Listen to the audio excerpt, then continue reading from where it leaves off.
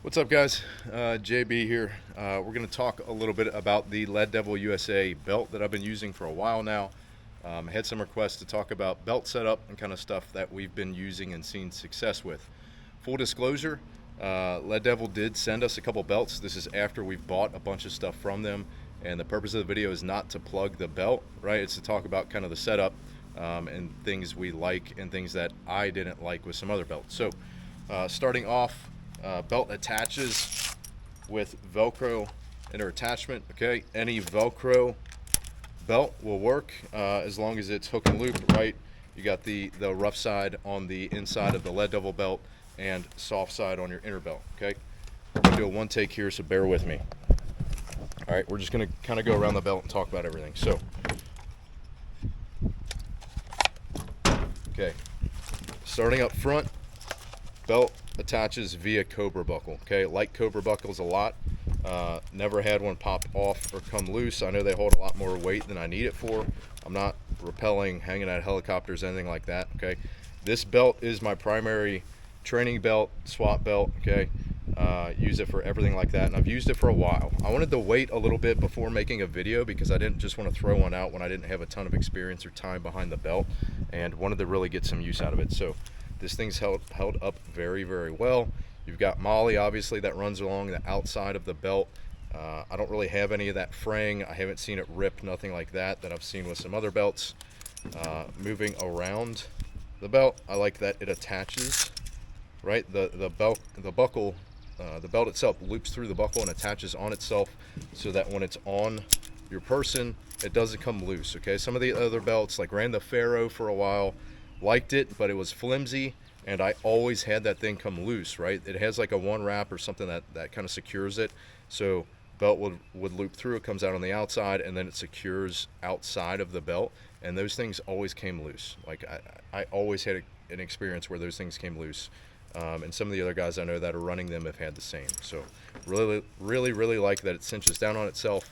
It's easy enough, right? If I need to make it bigger, I just open it up, slide the buckle out or in based on how big or small I am that day. Okay, the main thing I like about this belt is how stiff it is. Okay, there's a rifle mag, 2 loaded pistol mags in there, and you can hold the belt out and it supports its own weight, right? That's a huge thing that I like.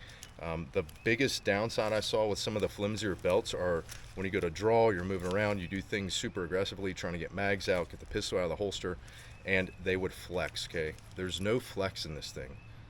With that, the size of it, I don't get a hot spot on my back or anything like that some of the thicker, wider belts are. I'm not sure on the model of this. It's the one that I think they sell the most of, okay? But really like how stiff it is, and I like the buckle. I like that it cinches down on itself, okay? Lead Devil USA, everything's made in the USA. That's another huge pro that I like, okay? Moving back to the holster hanger, I'm using the True North Concepts. This one, I think they partnered with Axel XL, whatever it is. Some more options on this one in terms of how much you can move the holster around. Really like that. I mount mine as low as you can get, and I use the Blade Tech QD holster attachment. All right, I like this one a lot better than the Safariland. The Safarilands are good.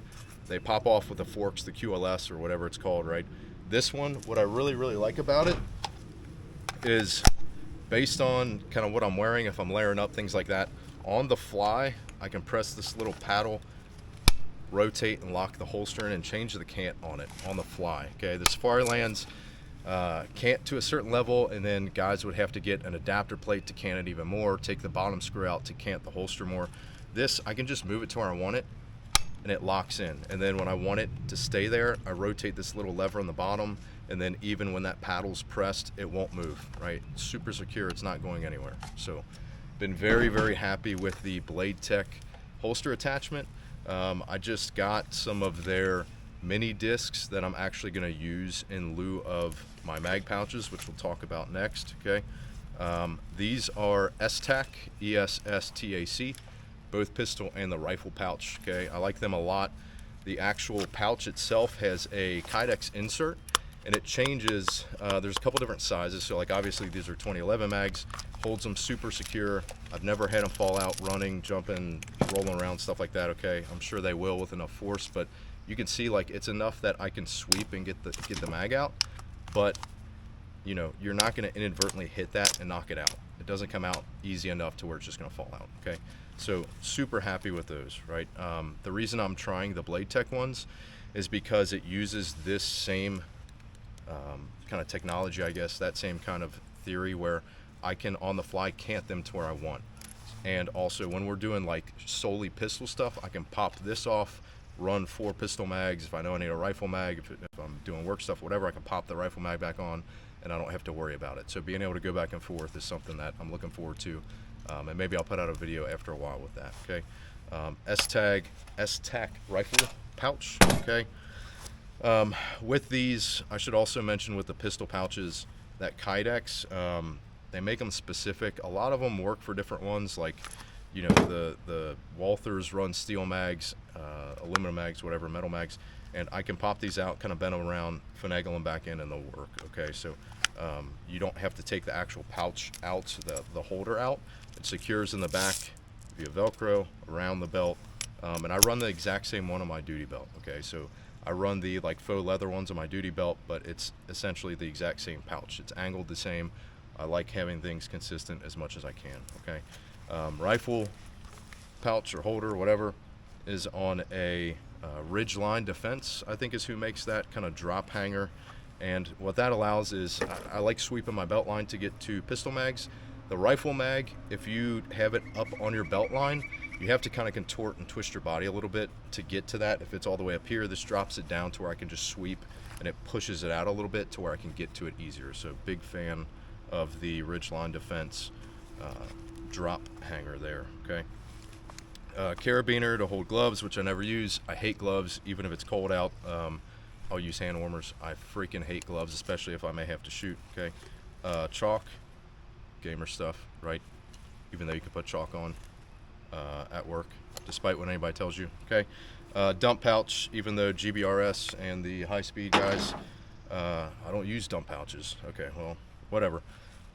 Base it on what you're doing. Okay. I'm not going to go down that rabbit hole, but if something works for you, for your application, do it. Okay.